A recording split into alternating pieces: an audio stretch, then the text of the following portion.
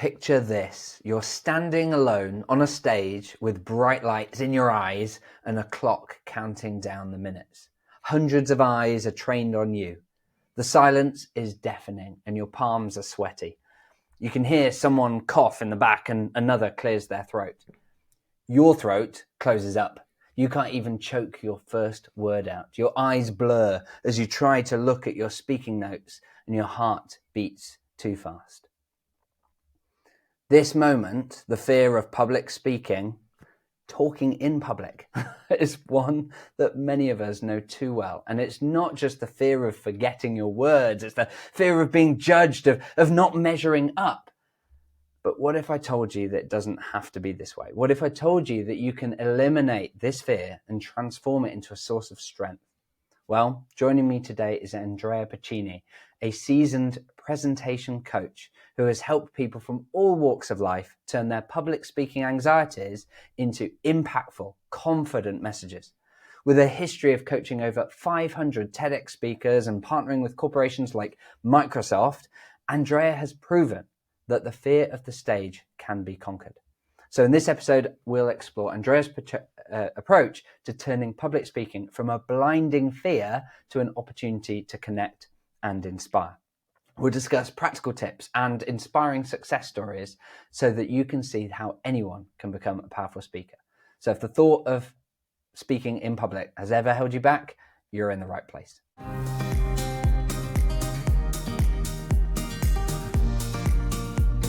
Welcome to De-Stress Your Business, the podcast where we show you how to get incredible results in your business without constant stress. I'm Alexis Kingsbury, a serial entrepreneur and founder at AirManual, and today I'm joined by Andrea Pacini. Welcome to the podcast, Andrea.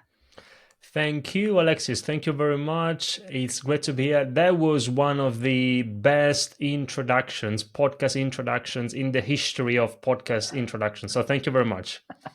Well, that's very kind. I'd love to take full credit for that, but that is a combination of excellent process, some AI, and some good review steps. But thank you very much. Andrea, I want people to understand a bit about where you've come from, how you essentially started ideas on stage before we kind of dive into the area of public speaking. So just to give people some context and why this is an area that you find so interesting and easy to navigate, like give us some background. Sure. So public speaking, presenting, communication in general is an area of interest. I'm super passionate about these things because when I was a little kid growing up in Italy, I grew up in a family of very small business owners. My parents have always run their very small business together. They still do. And so as a kid, I saw their challenges because raising 4 kids while trying to run a business is not easy. But I also saw their spark and entrepreneurial mindset and proactive approach to life. And so that's why I always wanted to be an entrepreneur, to run my own thing. Now, I don't know about you, Alexis, but for me, that remained a dream for a long time because before doing what I do now, I tried many things, starting many projects, all of them failed. But it was useful because in that process, what I realized was that there are so many great ideas that fail, not because of the ideas themselves, but just because of the way they are presented. Agreed. And that's why then, to cut it short for you, that's why eventually I became a presentation coach. That's why my mission is to stop great ideas from failing just because of the way they are presented. My vision, Alexis, is to help hundreds of thousands of business leaders inspire their audiences, increase the influence, and make a positive impact in the world. Love it. Yeah. And I think I love your point there around it's about making sure those ideas, those great ideas, can actually see the light of day and are put in their best light. I think it's really, really important. And yet, one of the things that holds us back from making that happen is that, like most people, see public speaking as something that's stressful and scary. So perhaps if we start with perhaps a bit about your own early experiences with public speaking, like were you scared or were you someone that was like, no, this doesn't terrify me, I'll just get straight up there? So on the one hand, if I think about my days at university, doing projects, presenting back to your fellow students, on the one hand, it has always been something that I enjoyed, but on the other hand, there was always a bit of nerves or stress or anxiety, fear, whatever we want to call it. And even today, that's what I do for a living, but I always feel nervous before presenting. So for me, it's not really about overcoming the nerves. That was true when I was at university. It's still true today, and it's for myself. That's what I see with our clients as well. It's not really about overcoming the nerves, because the nerves at different levels perhaps, but they will always be there. Mark Twain apparently said that there are only two types of speakers: those who get nervous and those who are liars. So the nerves the stress when we are in front of an audience will always be there. Of course, there is something we can do. There are practical things Mm. we can do in terms of preparation for us to not necessarily overcome the nerves, but control them in a more positive way. Really nice. And so, for people who are, because there'll be a variety of listeners to this. There'll be some that avoid public speaking wherever they can. And I have, entrepreneur friends who they, even if they win an award and they're asked like, come and collect your award, and even the idea of just walking up, shaking a hand, taking the award, sitting back down again is enough to make their, palms sweaty and heart beating and so on. Never mind then perhaps doing some kind of Q&A about, what have they learned and so on. And that's such a shame, because it gives an opportunity for them, their messages to be heard, their ideas to be heard, for other people to benefit, for all these sorts of things. And then, of course, there'll be other people who say, actually, I'd really like to do more speaking. And I see it as a big potential source of marketing and leads for my business.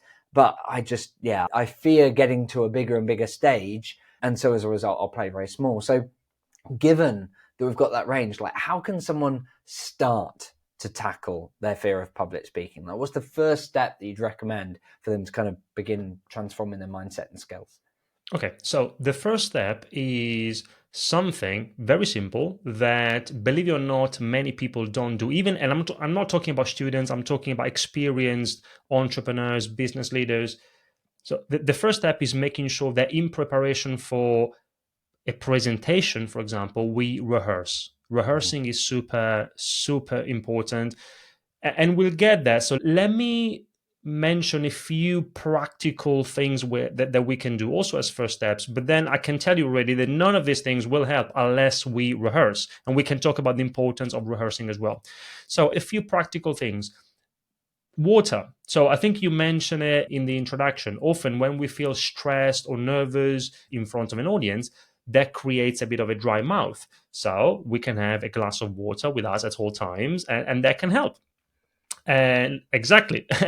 And then movement. When we are nervous, that creates a lot of energy in excess, or too much energy that flows throughout our body.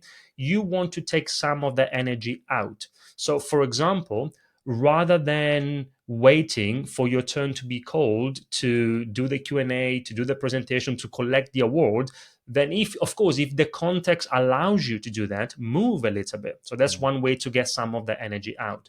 Breathing is super important. So for example, before any, I say presentation, but you're right, Alexis, it could be any situation where we need to communicate some ideas. When I always do a bit of a warm up routine, if you want, and their routine includes breathing. So I breathe in through my nose and I count to 3. I breathe out through my mouth and I count to 6. And it's important that when you breathe out, you make that longer than when you breathe in. That helps you calm down. Also, what I see with myself, with the clients as well, is that when we are nervous, when we give a presentation, it's especially at the very beginning of the presentation. So, what if, for example, you include a moment of interaction with the audience? Now, it's not always possible, but in many cases, it is possible. You include a moment of interaction. It could be as simple as asking a question or inviting them to do something right from the start. that moves the attention away from you and it moves it to the audience. So that's another thing. And but again, all of these things will help a little bit, but on top of that, we need to rehearse. And when I say rehearsing, it's not about thinking about what to say. That's what most people do. Most people don't do anything, but if they do, they practice, which means that, for example, they open up their PowerPoint, they go through their slides. As they do that, they think about what to say. Okay, here I'm going to talk about this, and here I'm going to talk about that. Rehearsing is a different level. Rehearsing means repeating your presentation out loud from the very beginning to the very end without stopping, as if you have a real audience in front of you. I'll close with this, Alexis. One of my friends, I don't know if you know Mark Lerouste here in the UK, and for his TEDx talk a few years ago, which is now being viewed by more than 1 million people at TEDx Cardiff. By the way, it's connected to your area of expertise. He talks about what people don't tell you about entrepreneurship, the reality behind entrepreneurship. It's a great talk. And he told me that he rehearsed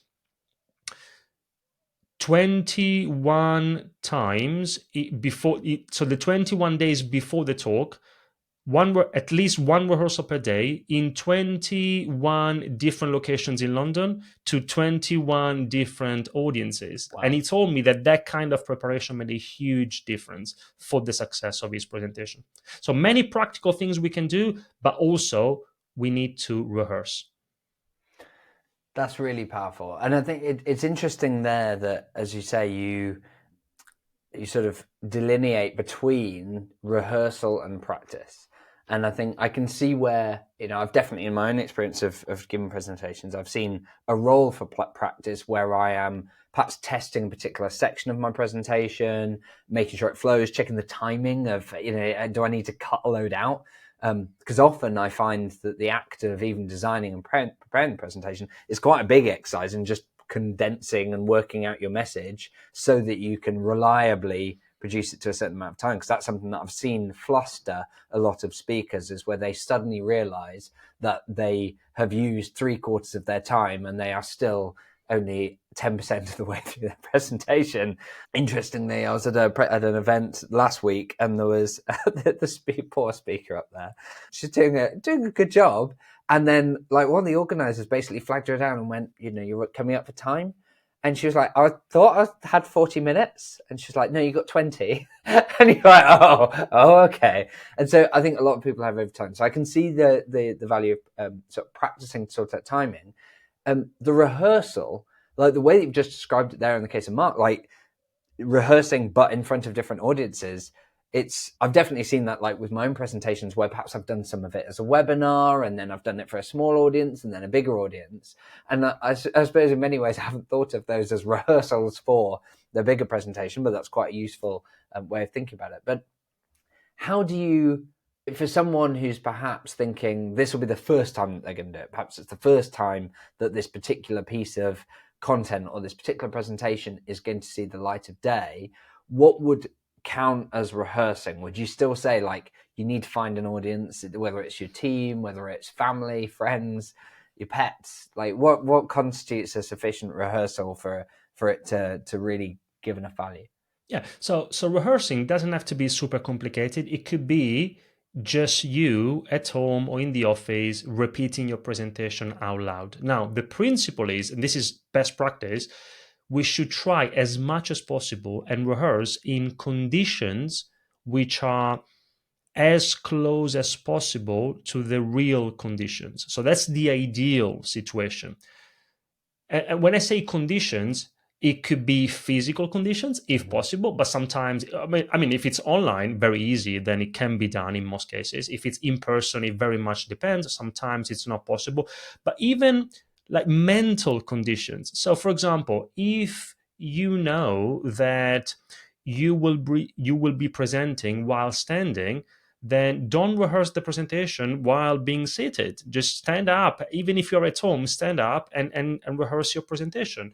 Or if you know that you will be using a particular tool, particular piece of software, and you haven't used that piece of software in a while, then open it up, open up your slides, just create a setup which is as close as possible to the actual setup that you will use there.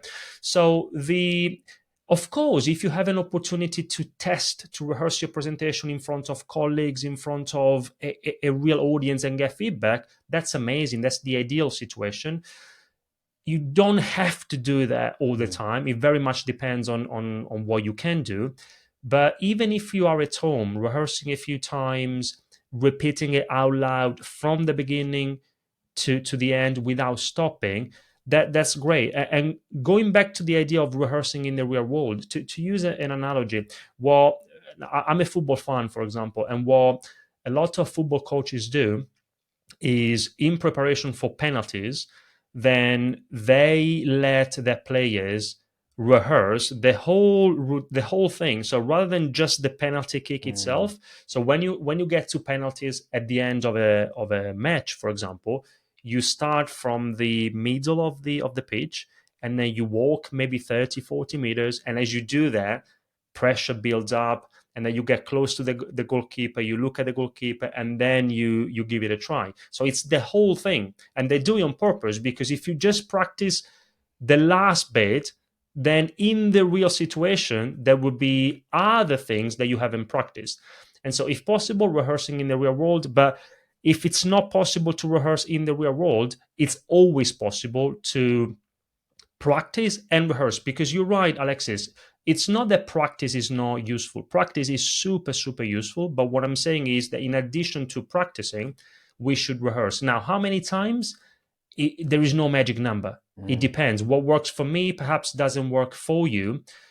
What I can tell you, though, for our listeners, two pieces of advice. One is that it's very hard for anyone to internalize their message. It's not about memorizing. We can talk about it if there's an interest, but it's not about memorizing your message, but you do want to internalize it. You need to own your content. It's very hard to do that unless you've rehearsed at least 3 times. So 3 tends to be the minimum number. For most people, it takes about 10 rehearsals for them to be able to internalize that message. Yeah, and I think that's certainly it's certainly been my experience that the more rehearsals that I've done, as you say, like the more confident I am with the content. But as you say, it's the internalization of the message. So there are certain parts of the presentation that I'll get so comfortable with. I know exactly not only the words that I'm going to use, but the tonality and how I'm going to deliver it, and even the expression of my face, the hand signal, everything. And there'll be some parts where, for example, often I'll do this for like stories, like client stories. I know the client story. It's internalized enough that I don't need the exact words, and it's fine if I drop a word or switch a word, because it's the story that I'm getting out. And often, actually, for telling a story, I find that worrying too much about specific words can actually trip me up, whereas actually just thinking about that person, the situation they're in, and so on is really powerful. So I completely buy into that. And it's funny, the rehearsal process can almost generate nerves as well, right? And I remember a particular presentation I was giving. It was at the Hilton Wembley, and it was a big presentation. There's probably, I don't know, 300, 400 people going to be in the audience. And I remember rehearsing on the balcony, sort of set back behind these exhibition stands. So people couldn't really see me, but if someone popped out to have a phone call, then they would hear me. And I remember with my laptop there doing the rehearsal, and someone kind of walked out, and I immediately hushed my voice and kind of stopped. And I had this moment of surreal sense of, hang on, I'm about to deliver this in front of 400 people, and I'm embarrassed to do this in front of one. And it was just this moment, I was just like, don't be silly. And I just sort of restarted and went, no, it doesn't matter who can hear I'm delivering this. If they happen to hear it now and then they hear it again, it's fine. And so, but it did remind me that even that practice of rehearsal does bring up nerves. Like I've done rehearsals in my office where I know my wife can hear, and that's enough to create some of that feeling. And I think when you talk about like the penalty spot kind of example, I think that's a nice illustration of, you've got to rehearse that whole thing. You're trying to break through those nerves and create more comfort there.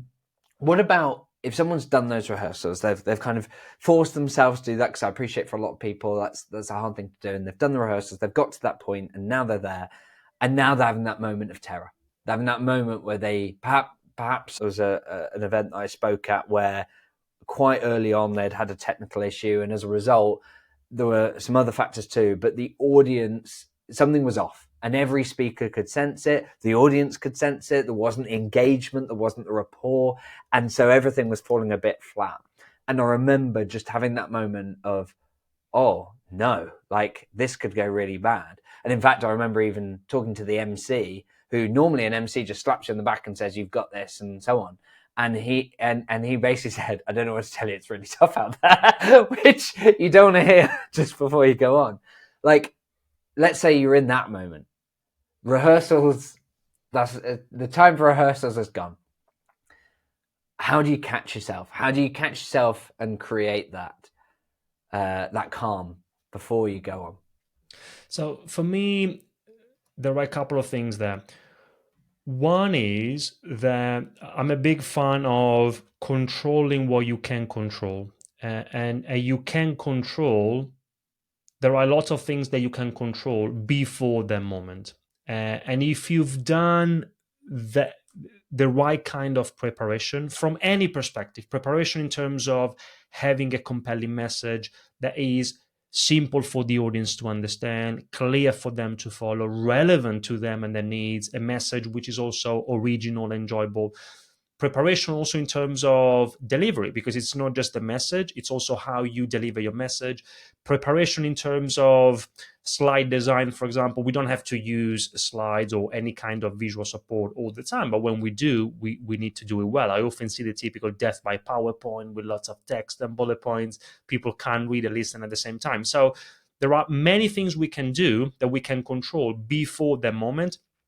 And if we, and I think we should focus the attention on that, on the preparation before the moment. If we do that, at the very, very least, 80% of the time, the rest takes care of itself. Now, one thing I love doing in preparation for any presentation, a small one, a big one, and it's something I mentioned recently, just a moment ago, which is a warm up, a warm up sequence, a warm up ritual. I know a lot of professional speakers, and all of them have their own way of warming up before a presentation. My warm up takes 1 minute, and it's something that I've borrowed from. I don't know again if you know Lee Warren, great speaker here in the UK. He's the author of The Busy Person's Guide to Great Presenting, and the sequence is this. So you want to split into two parts: body and voice. So first you want to do something with your body, and then you want to do something to warm up your voice. Body. So now I'm not standing, and also there will be, I guess, people who will only be listening to this, not watching, I assume. But just to give everyone an idea. So from a body perspective, you want to just first ground yourself, and then you want to stretch a little bit, and make sure, the most important thing is make sure that your neck and shoulders are not tense. And then you want to start opening up your chest as well, again, good for breathing. And then you want to do the breathing that I mentioned earlier. You breathe in through the nose, you count to 3, you breathe out through the mouth, and you count to 6, and you do that 3 to 5 times. That's it. The whole body thing takes 30 seconds. And then you also want to warm up your voice. So one way to do that is a few things. One is you want to make a sound like hum, hum, hum. So you want to warm up the muscles here. So that's one thing. Another thing is you want to say a sentence that includes a lot of M's and N's, the letters M and N. And if you exaggerate it, it helps warm up the muscles. Lee Warren suggests in his book the sentence, remember the money. And you want to exaggerate it. Remember the money. You say that again 3 to 5 times. Then you want to say a sentence that requires more concentration. Again, we want to get closer and closer to the concentration we need to have in the moment. Again, the sentence that Lee mentions is, When you write copy, you have the right to copyright the copy you write. And there are many other examples, but you need to think about when you write copy, you have the right to copyright the copy you write. And you say that a few times. And again, I do these things as I'm walking a little bit for the energy thing that we mentioned earlier. And then finally, you want to say the first sentence or the first paragraph of your presentation. That's your introduction, and you're ready to go.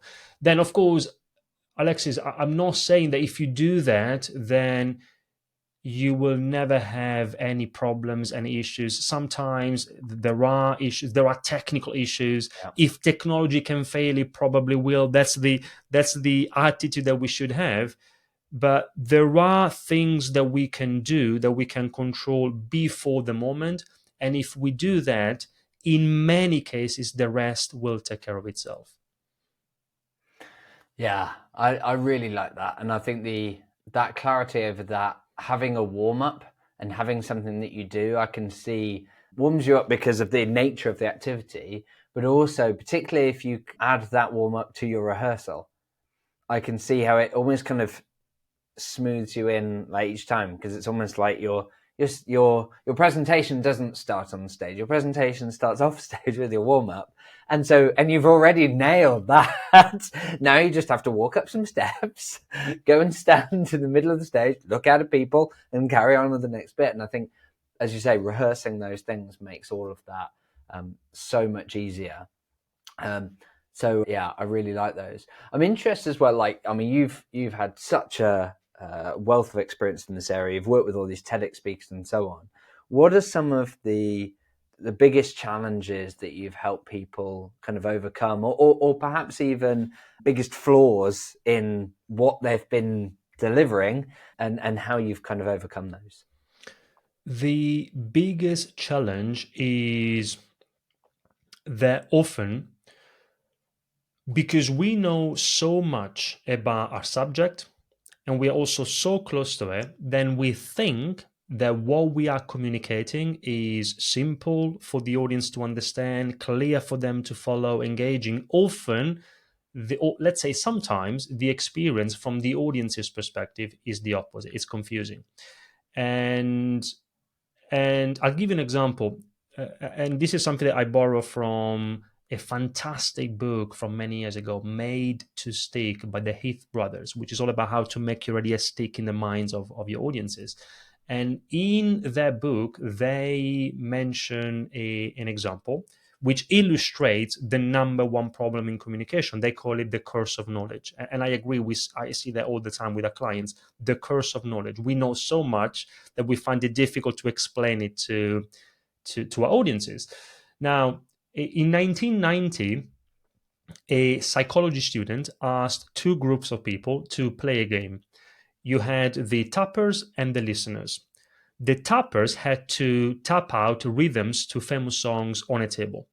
And then so think about very famous songs like Happy Birthday to You, but instead of singing the songs, they just had to tap them out on a table, just the rhythm. And then the listeners, they just had to try and guess the songs. Before the experiment started, the student asked the tappers to guess how many songs they thought that the listeners would have guessed. And they estimated 50%. So that was their guess. Now, reality was very different. The listeners only guessed 2.5% of the songs. So instead of 50, 2.5%, massive difference. Why?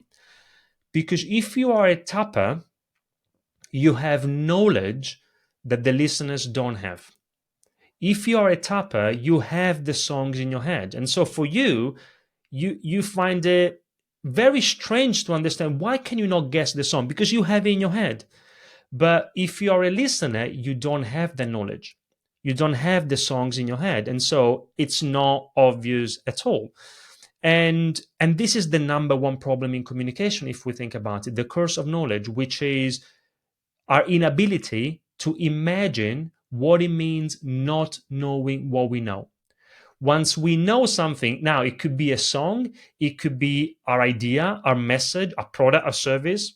It depends on what your context is. But once we know something, we find it hard to imagine not knowing what it means. And if you think about it, we see that challenge everywhere. We see between professors and students, between writers and readers, between salespeople and buyers, and we see between presenters and their audiences as well. And it's very easy to fall into this trap unless, on the one hand, you have foundational, you understand what the fundamental principles of communication are and you know how to apply them. And also, it's very easy to fall into this trap unless you find a way to get access to some sort of an external perspective.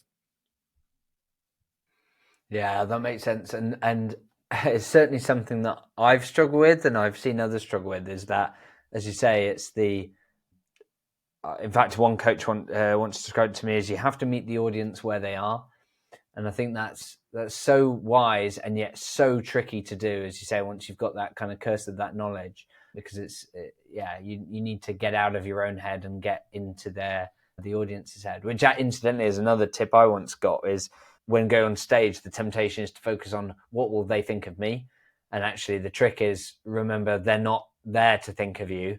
They're there to get value for them. So instead, focus on what's the value to them, and actually the fear of what they think of you drops away, which is really interesting. But that's really cool. And so, I mean, you work with these amazing speakers. They deliver this incredible content. One of the things that I've seen derail even excellent speakers can be the surprises, whether it's the timing is off, or the technology is off, or the screen disappears behind them, or they get a question or a comment that throws them off. Are there any, when you're coaching your clients, are there any techniques or anything that you kind of encourage them or give them to deal with those in the moment, just like distractions, curveballs? For me, Alexis, it goes back to being prepared. If you are prepared, if you own your content, if you know exactly what to say and when, again, without memorizing. You were saying earlier that for you, for example, when you tell a story, you don't like to tell it the same way, using the same words all the time. Absolutely, I'm not saying that that's what we should do, but if we have that level of preparation, then it's going to be much easier to be spontaneous. Now, it may sound counterintuitive, but the more you prepare, the more you practice, the more you rehearse, the more spontaneous you will appear, and the easier it will be for you to be spontaneous, to adjust in the moment. So a lot of people tell me that they don't want to go through that level of preparation because they think that, for example, if they rehearse, then they'll sound robotic. And uh, I don't know if I can use certain words in this podcast, but so I'm not going to use them. But let's say it's not true. Okay. So it's not true that if you rehearse, you'll sound Yeah. robotic. Now, Chris Anderson, in his book TED Talks, he uses a great analogy. He says rehearsing is a bit like climbing a mountain.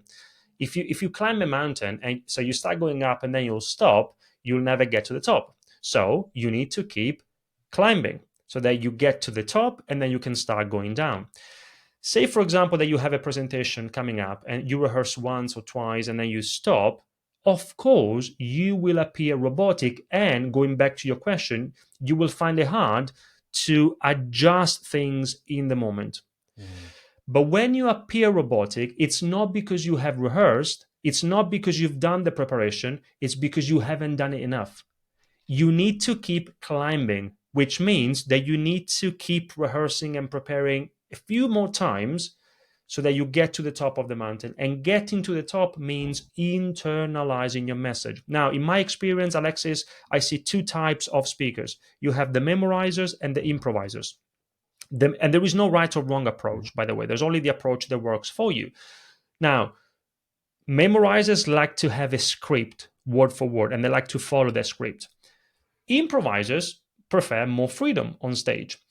So, first of all, it's important to understand where we are in this spectrum because it's a spectrum. So, for example, I'm maybe 70% towards the memorizers. That's where I am. But you may be, I don't know, like in this spectrum, maybe 10%, you are more of an improviser. I don't know. But we need to know where we are, because that has implications in how we deliver our presentations. But it doesn't really matter whether we are a memorizer or an improviser, but I would always encourage anyone to rehearse a number of times. And especially for improvisers, it doesn't really matter if every time they tell their story, for example, like in the case, they tell it using different words or in a different way. Whatever you say will be much more powerful the fifth time than the first. And again, their level of preparation from any perspective, from a message perspective, from a delivery perspective, will also help you adjust in the moment. Love that. Yeah, I think that's so powerful for anyone who's fearing those sorts of derails, because I think because we've all seen it, right? We've all sat in a presentation where you've seen the speaker completely thrown off by what to them is a major thing. Like to them, it's, well, the slides weren't working, or the clicker's not working, or the whatever. And yet for the audience, it's like none of that matters. Like we're just here for the amount of time that we've been allotted. That bit's not going to change, and we're here to learn. And I think like some of the most memorable presentations I've seen have been where it's, there's been technology car crash, and they just go, yeah, I'll let's just talk. And in some cases, they know the content well enough to be able to do it. In other cases, they then just improvise and have this kind of storytelling and conversation, which is probably better than what they're going to prepare. So yeah, I completely see that. That's awesome. I mean, you've, based on your work with other speakers, is there a particularly rewarding experience that perhaps you've had? Maybe a speaker who was struggling particularly kind of with what they're doing, or maybe someone whose message that you felt particularly needed to be seen by the world, and what was it like kind of going along that journey with them? Yeah, great question. So I remember a couple who worked with me a few years ago, Jesse and Seb Walker so she's from the UK, he's from Germany, and they are also the co-founders of a company called No Planet B. And the reason why I mention those is because of the message that they wanted to communicate. They still do it also on various platforms, on LinkedIn, and they're very active there. And they are very much into like sustainability and using business as a force for good, which is very much aligned with what we do, how we do things at Ideas on Stage. So for me, it's two things, Alexis. One is I'm super passionate about all things communication, public speaking, but when I have an opportunity to use those skills to empower people who then want to use their voice, their communication to make a positive impact in the world, that's the most rewarding experience. So for example, and I don't want to, just because you asked the question, because otherwise this thing is not even on our website, but I'm a huge fan of business as a force for good. And so, for example, we have a project, it's a social impact project that we call Kids on Stage. So the name of our company is Ideas on Stage, and this project is Kids on Stage. So what we do is we've aligned a brand with goal number 4 of the UN Sustainable Development Goals, which is quality education, because education is very much aligned with what we do with our clients. And for every new client, we pay the school tuition for an underprivileged kid so they can go to school. And I believe, Alexis, that we can't, it's like before we said that we can only control what we can control, right? From a public speaking perspective. Even in this case, I can't control someone's background, but we can use education to level the playing field so that someone's past doesn't dictate their future. So we do that in a very small way in a company, but even more importantly, then it becomes a positive ripple effect when we have an opportunity to work with clients who do want to use their voice, not just because of course they want to grow their business, or maybe they want to distress their business, or they want to make an impact, they want to increase their credibility and reputation, all of these things, that's great. But if they also want to use that to make the world a better place, that's the most rewarding experience. And I've had the experience a few years ago with Jesse and Seb Walker from No Planet B. Nice. No, that's so cool, because I agree. Like, when you've got a message that you can see it has the potential to have big impact and do good things for people, and then, I mean, as you say, and you're doing that with your own business as well, I think it's really powerful. So it's brilliant. Well, unfortunately, we're coming up for time. It's been so good to get your insights on this really scary, stressful area for a lot of business owners. I'm sure that now that they've seen some of the ways in which that they can address that, I think that hopefully it'll create a bit more calm, a bit of relaxation, and a bit more productive way of looking at how they can deliver presentations in future. If you were to leave us with perhaps a suggested resource that someone can check out if they want to learn more, what's the best way in which they can learn more from you, Andrea?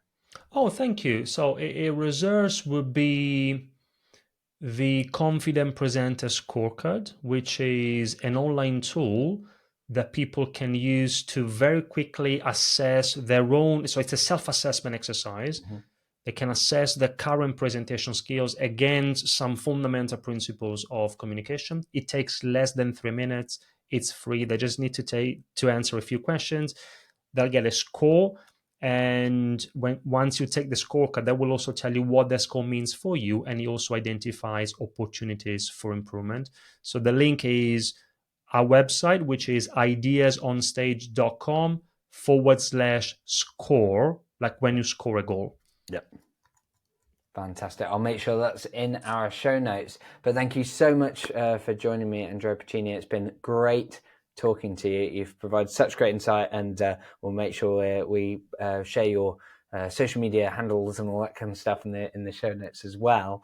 To everyone else, like, if you're thinking, I'd love to be able to do this, but I can never take the days out of my day-to-day business to be able to speak on these kind of stages and do this kind of marketing, never mind the 10 rehearsals that I'm going to need to do, then you need to free up time. You need to reduce the reliance of the business on you. And if you would like help with that, then please do check out a masterclass that I ran on how to free up 15 hours a week and unlock your growth. You can find out more and get the access to the recording for free at airmanual.co/webinar. Otherwise, finally, if you found today's content valuable, and I'm sure you did, then please just take a minute, leave us a review, or share it on social media and tag us in. Andrea and I would really, really appreciate it. It genuinely makes a big difference. But otherwise, Andrea, thank you very much for joining me. It's been great having you here. And to everyone else, until next time, have fun.